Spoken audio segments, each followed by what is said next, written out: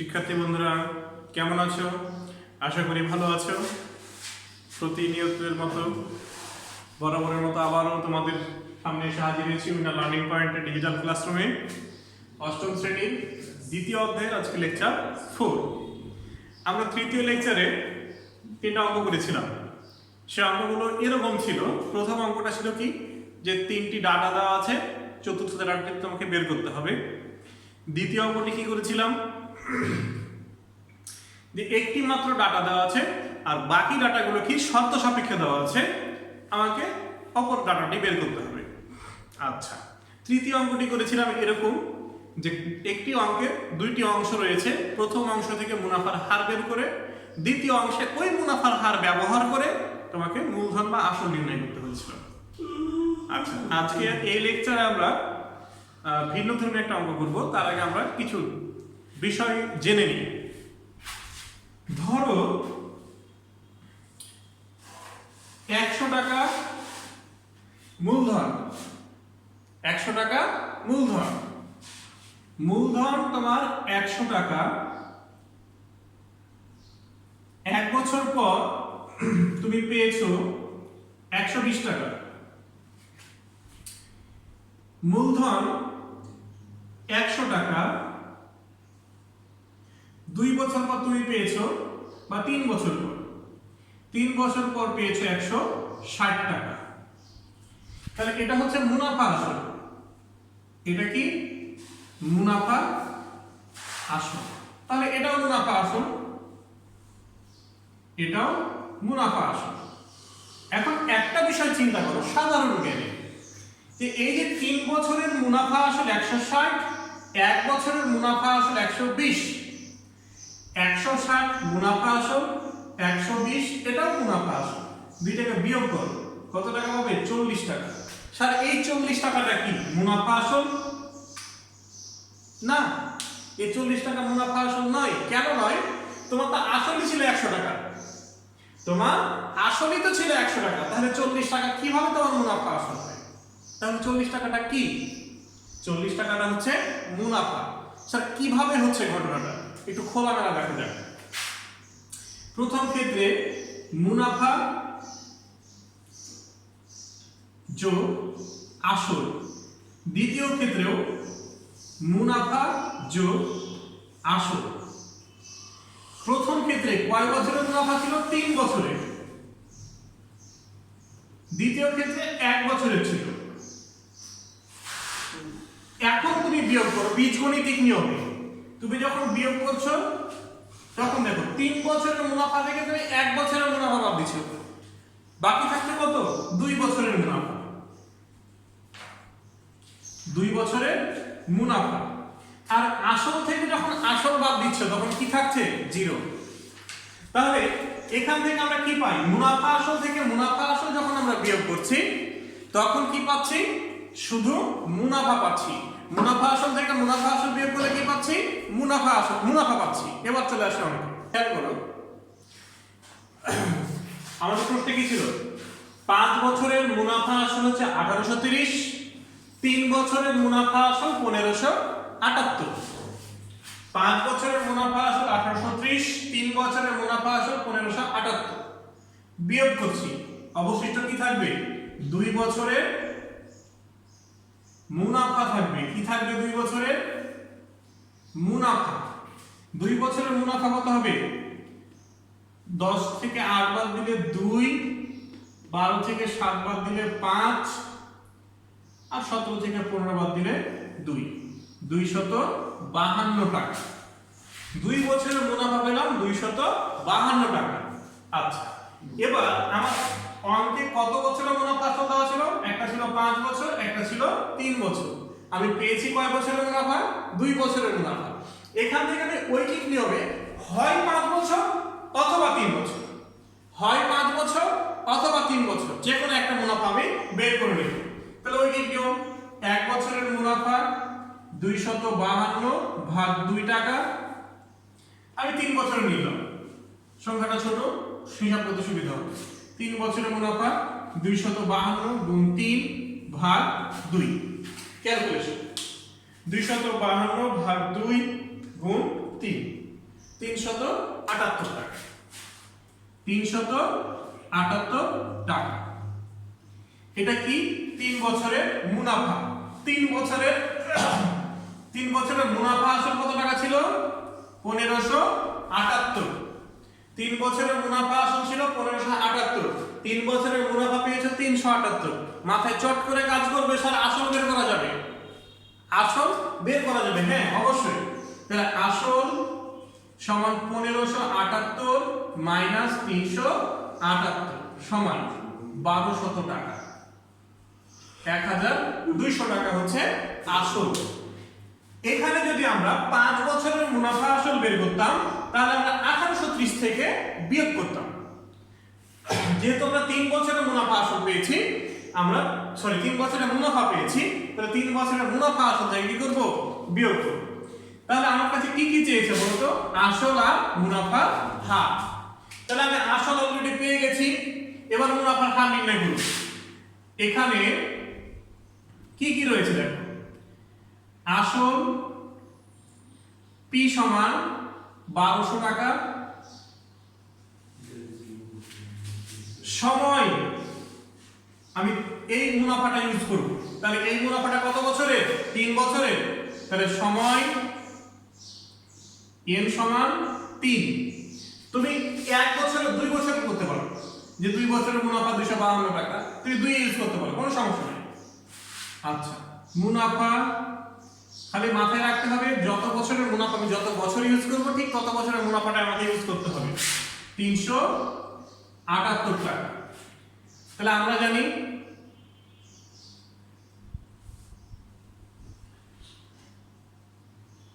আয় সমান P R N. নির্ণয় করব কার মান? আর এর মান। আই ভাগ পি এন গুণ 100%। ওই যে আর এর মান নির্ণয় করছি, এই আর এর মানটা কোথাও আমি ব্যবহার করছি না, বিধায় আমি এখানে 100% রেখে দিচ্ছি, গুণ করে দিচ্ছি। তাহলে আর সমান আই এর মান কত? 378, পি এর মান 1200, এন এর মান 3 গুণ 100%। ক্যালকুলেশন 378 যে দুইটা শূন্য ভাগ 1200 গুণ 3, 10.5। আর এর মান 10.5% নির্ণয় হয়ে গেল। তাহলে উত্তরটা কি? আসল হচ্ছে 1200 টাকা, মুনাফার হার হচ্ছে 10.5%। অঙ্কটা কত সুন্দরভাবে হয়ে গেল। খুবই ইম্পর্টেন্ট একটা অঙ্ক, 13 নম্বর তোমাদের সৃজনশীলে। এখান থেকে উদ্দীপক ম্যাক্সিমাম ক্ষেত্রে পড়ে। অঙ্কটা ভালো করে রাখবা, ভালোভাবে বুঝে রাখবা যে দুইটা যদি মুনাফা আসল দেওয়া থাকে আমরা কিভাবে মুনাফার হার এবং আসল নির্ণয় করব। দুইটা মুনাফা আসল দেওয়া থাকলে আমরা সরাসরি বিয়োগ করব, যে বছরের মুনাফা আসল দেওয়া আছে সেই বছরের মুনাফা বের করব, দিয়ে আমরা আসল বের করে ফেলব। তাহলে আমাদের আসল আছে, সময় আছে, মুনাফা আছে, আমরা মুনাফার হার অবশ্যই বের করতে পারবো। এবার চলে যাই আমরা নেক্সট অঙ্কে। দেখো অনুশীলনীর 15 নম্বর অঙ্ক। রড্রি গোমেজ 3 বছরের জন্য 10,000 টাকা এবং 4 বছরের জন্য 15,000 টাকা ব্যাংক থেকে ঋণ নিয়েছেন। ব্যাংকে মোট 9,900 টাকা তিনি মুনাফা পরিশোধ করেছেন। বলছে উভয় ক্ষেত্রে মুনাফার হার যদি সমান হয় তাহলে তার মুনাফার হার কত টাকা ছিল। ঘটনাটা তুমি নিজের সাথে তুলনা করে নাও, গায়ে মেখে নাও। ধরো তুমি দুইটা ব্যাংক থেকে ঋণ নিয়েছো, সাউথ ইস্ট ব্যাংক থেকে ঋণ নিয়েছো, প্রাইম ব্যাংক থেকে ঋণ নিয়েছো। সাউথ ইস্ট ব্যাংক থেকে তুমি 10,000 টাকা নিয়েছো 3 বছরের জন্য, প্রাইম ব্যাংক থেকে তুমি 15,000 টাকা নিয়েছো 4 বছরের জন্য। উভয় ক্ষেত্রে মুনাফার হার কি? সমান। এখন তুমি দুই ব্যাংকে মোট টাকা জমা দিলা কত? 9,900 টাকা। মুনাফার হার কত টাকা ছিল? তাহলে চলো আমরা করে দেখি। এখানেও দুইটা ব্যাংক যেহেতু, তাহলে ক্ষেত্র আমার দুইটা, এবং দুইটা ক্ষেত্রে সমস্ত ডাটাই কিন্তু আলাদা, একটাই ডাটা কমন, সেটা হচ্ছে কি? মুনাফার হার। তাহলে ধরি মুনাফার হার সমান কত? 8 ধরে রেখে দিলাম উভয় ক্ষেত্রে। এবার প্রথম ক্ষেত্রে আগে হার ধরে নেব, পরে প্রথম ক্ষেত্রে, কারণ উভয় ক্ষেত্রে মুনাফার হার কি সমান। উভয় ক্ষেত্রে প্রথম ক্ষেত্রে আসল P1, প্রথম ক্ষেত্রে যে এজন্য আসল কত P1, P1 সমান 10,000, 10,000 টাকা। তোমরা শুধু P দিয়ে করতে পারো। আচ্ছা, সময় N1 সমান 4 বছর। তাহলে P পেয়েছি, N পেয়েছি, R পেয়েছি, এবার মুনাফা।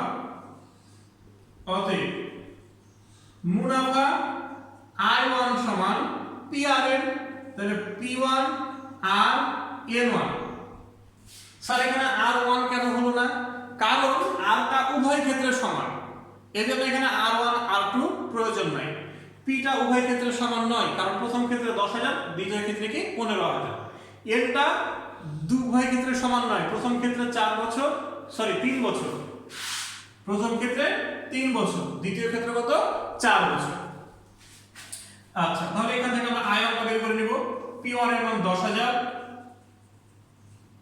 ইনটু R ইনটু 3, তাহলে এখানে কি পেলাম আমি 30,000 R। I1 সমান পেলাম 30,000 R। এবার দ্বিতীয় ক্ষেত্রে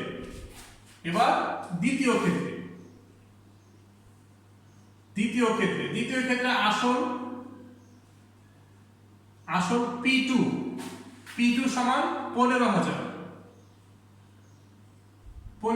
টাকা। সময় N2 4 বছর, সময় N2 সমান 4 বছর। অতএব মুনাফা, দ্বিতীয় ক্ষেত্রে মুনাফা হবে I2 P2 N2 R, P2 N2 R বা P2 R N2 মান বসাও। I2 সমান P2 এর মান কত 15,000, N এর R মান কত R, N2 এর মান 4, তাহলে I2 সমান 4 15 60,000 R। তাহলে দেখো সাউথ ইস্ট ব্যাংক আর প্রাইম ব্যাংক, সাউথ ইস্ট ব্যাংকে তিনি মুনাফা দিয়েছেন 30,000 আর, প্রাইম ব্যাংকে তিনি মুনাফা দিয়েছেন 60,000 আর। শর্ত মতে এই দুইটা মুনাফার সমষ্টি হচ্ছে কত 9,900 টাকা, কারণ তিনি দুই ব্যাংকের টোটাল মুনাফা দিয়েছে কত টাকা 9,900 টাকা।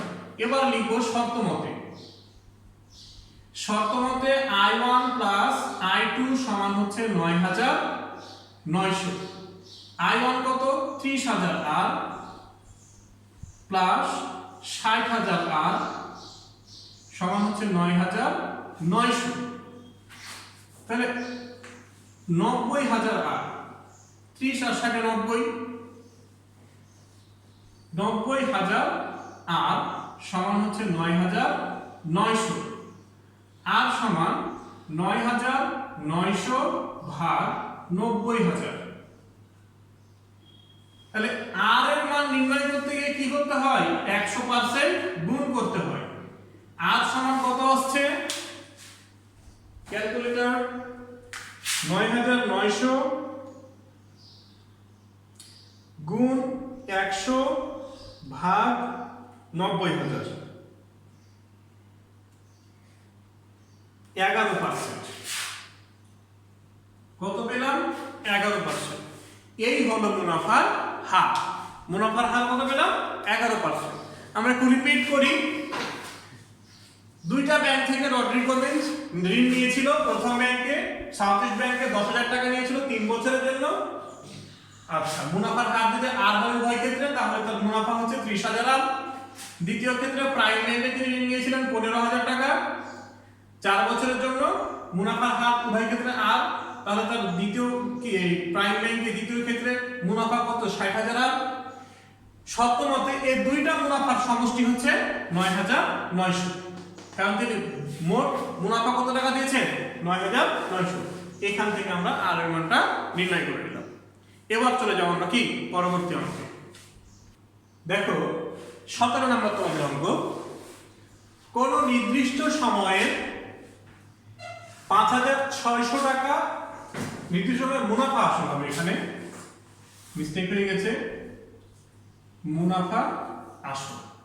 কোন নির্দিষ্ট সময়ে মুনাফা আসল ৫৬০০ টাকা এবং মুনাফা বার্ষিক শতকরা ৮ টাকা।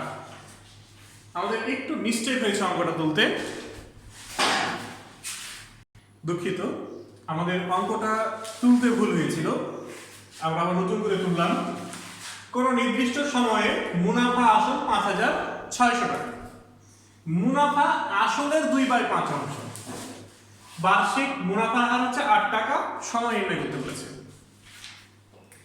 অঙ্কটা একটু মনোযোগ দিয়ে দেখো। কোন নির্দিষ্ট সময়ের মুনাফা আসল হচ্ছে ৫৬০০ টাকা, তাহলে তোমার এখানে কি দেওয়া আছে? মুনাফা আসল দেওয়া আছে ৫৬০০ টাকা। মুনাফা এবং আসল এই দুইটার মধ্যে একটা শর্ত দেওয়া আছে, কি? একে অপরের ২/৫ অংশ। আচ্ছা, আর মুনাফার হার দেওয়া আছে। তাহলে এই দুইটা অংশ থেকে আমি মুনাফা এবং আসল নির্ণয় করার চেষ্টা করি। ধরি আসল P, তাহলে মুনাফা I সমান আসলের ২/৫ অংশ, তাহলে 2p/5 আসল P, P এর 2/5। আচ্ছা, শর্ত মতে মুনাফা আর আসল এই দুইটা সমষ্টি করলে কত হবে? মুনাফা আসল P প্লাস 2p/5 সমান হচ্ছে ৫৬০০। ভগ্নাংশের যোগ, লসাগু 5, 5p যোগ 2p সমান হচ্ছে ৫৬০০। 5p আর 2p 7p সমান, এই 5টা এর সাথে গুণ করে দাও, ৫৬০০ গুণ 5, তাহলে p থেকে গেল 7, ওইদিকে কি হবে? ভাগ হয়ে যাবে। ৫৬০০ গুণ 5 নিচে হলো 7, 7 8 56, 800। অতএব p সমান কত? 5 8 40, 4000 টাকা। তাহলে আমি আসল কত টাকা পেলাম? 4000। অতএব আসল p সমান 4000 টাকা। মুনাফা চট করে বের করে ফেলবো, 2p/5, তাহলে 2 গুণ 4000 ভাগ 5, তাহলে 5 8 40, 1600 টাকা। মুনাফা কত পেলাম? 1600 টাকা। মুনাফার হার, আর সমান 8/100, কারণ ব্যবহার করব 0.08। কি চেয়েছে? সময়, হার। সরি, আমরা জানি I সমান PR।